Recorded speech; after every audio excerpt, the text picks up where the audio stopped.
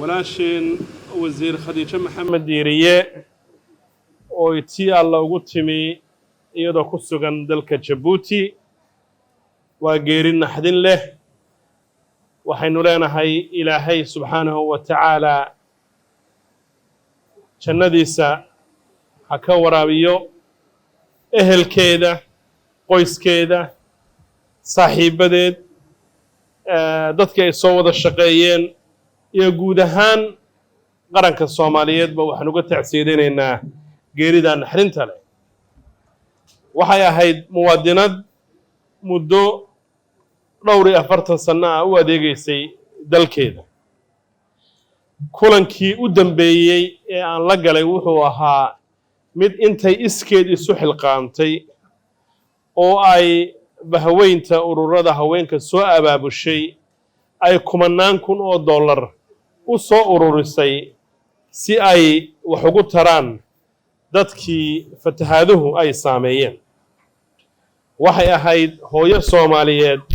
oo ku suntan waxqabad karti aftahamo iyo daryeel bulsho oo aynu ku xasuusan doono wiilkii yaraa ee taaha siday u daryeeshay Allah ha u naxariisto oo siday dadku ugu naxariisan jirtay ilaahay ha u naxariisto oo ilaahay jannadiisa ka waraabiyo intaasi waa tacsi iyo waajibaadna saaran berrina waa la aasi doonaa aas weyn oo qaran baa loo samayn doonaa intaa ka bacdi mawduuca maanta halkan ay isugu nimi wixii hadal iyo hawraarba laga oran lahaa horaa loo dhameeyey xafladii weyneyd saaka ayay dhacday waxaa hadal jeerinteeda halkaa ka jeediyey wixii dowladda iyo afkaar ay ka damacsanayd madaxweynaha qaranka Soomaaliyeed ahna taliyaha guud ee ciidamada qalabka sida caawa waa cashadii waxay iga dambayn doona gudoomiyaha aqalka sare Cabdi Xaashi Cabdullaahi oo hadalka mudnaantiisa isaga ayaynu u daynaynaa waay aragnimo iyo khibrad durugsan isaga u leh waayaha dalkani uu soo maray haddii aan ku soo dhawaado ciidanka biliiska Soomaaliyeed aniga maanta sanad guuradan 8aad ee ay 8 jirsadeen inaan la xafladeeyo la dabaaldego sharaf weyn bay ii tahay muddo laga joogo 10 sano ka hor ayaan shaqadii u horeysay ee aan kala shaqeeyo dowladda Soomaaliyeed hay'adaheeda kala duwan ka bilaabay xafiis halkan ku yaala qaybta guud ee biliiska Soomaaliyeed waxaan halkan ka arkaa wajiyo daa kala duwan ah oo aanu xilliyo kala duwan soo shaqeynay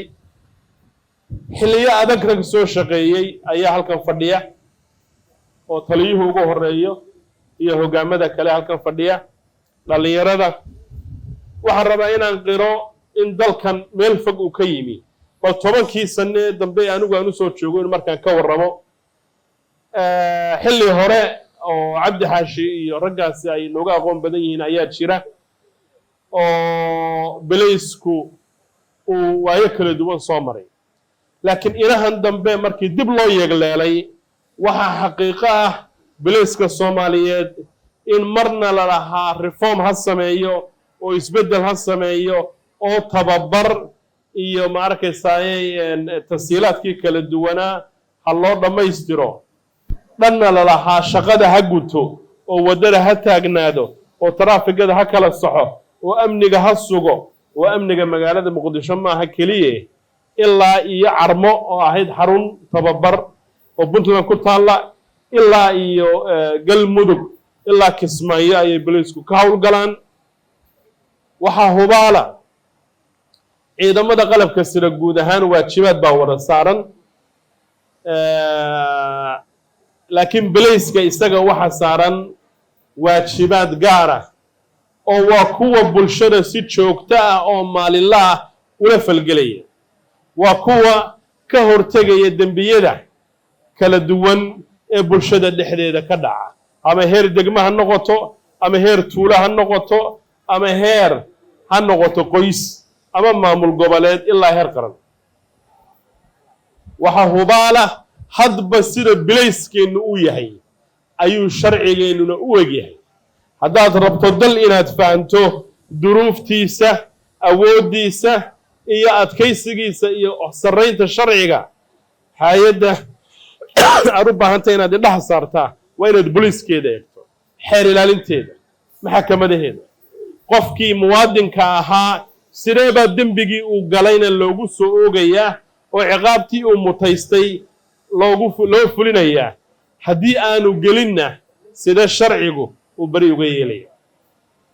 hantiilaha sidee hantidiisa loo ilaalinayaa qofka muwaadinka sharaftiisa iyo cirdigiisa see loo ilaalinayaa badqabka bulsho waxaan afka faranjiga lagu yidhaahdo community policing booliisku hadda wuxuu noqday mid bulshada la shaqeeya oo u adeega ee mid ka baxsan ma aha waxaan rabaa inaan halkan ka bogaadiyo hoggaanka biliiska Soomaaliyeed taliya sulub iyo ragga kale iyo hablaha hoggaanka la haya oo dhammaantood isku hawlay inay booliiska isbeddel culus ku keenaan booliiska Soomaaliyeed inay duruufo adag ku shaqeeyaan in iyagoo roobku ku da'ayo oo laga yaabo inaanay haysan qalab iyo koodhadh iyo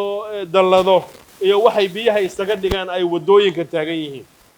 waxaanu ognahay in daryeelkii beryaha qaar la heli jiray xilligii hore dawladdii hore ee degaan lahaa ee iskuul lahaa ee wax walba lahaa iyadoonay jirin in $200 ay qoysaskooda ku dhaqaan duruuf adagna ku shaqeeyaan laakiin waxaad ogaanaysaan ummadduna ay idiin og tahay dalaalka aad ku jirtaan baa magaaladanna ay ku seexataa dadkuna ay nabad ku helaan iyo dawladnimo deen cafintii baynu hadda dhammaynay khawaarijtii baynu iska bixinaynaa isbeddelka dalka ku yimaada idinku idinka muuqan doonaa dawladduna daraalla culus bay waxay ugu jirtaa sidii tababarkiinna qalabkiinna agabkiinna caafimaadkiinna wax badan looga qaban lahaa duruuf adag ayaa intii hore jiri jirtay laakiin hadda wixii ka dambeeya waxaan u malaynayaa waxqabad buuxa oo muuqda ayaad arki doontaan waxaan ku soo gunaanadaya inaan soo dhaweynayno aragtida cusub ee taliyuhu uu la yimi ee ah askarigii sida hadda riwaayadii la soo bandhigayba ka muuqatay ay xoogay dib u dhac ku yimaado habdhaqankiisa iyo habka uu shaqada u gudanayo in marka hore fursad la siiyo dib faylka loo geliyo oo la soo tababaro oo la soo hanuuniyo oo wax la soo baro haddii uu ku sii talagalo isagoo xiskiya maankiisa qaba inuu dulmi sameeyo ama shaqadiisii gaabis ku keeno dee halkaana waxaa laga fulinayaa sharcigu wuxuu farayo taliya arrintaana waan kugu bogaadinaynaa adiga iyo hoggaanka bilayska waa hay-adaha ugu da'da weyn ee guunka ah waa hay-adaha laga cabirayo aayaha dalkeenna waa hay-adaha lagu rajo weyn yahay waxaan aad u mahad celinayaa sarkaal iyo askari iyo madaxdii hore iyo tahadda joogta oo dhammaantood naf iyo maalba u huray dalkan bilayskiisu inuu noqdo mid shaqeeya weliba waayo adag ku soo shaqeeyey aad iyo aad baan idinku mahad celinayaa inkastoon hadda madaxda sare dalka ka mid ahay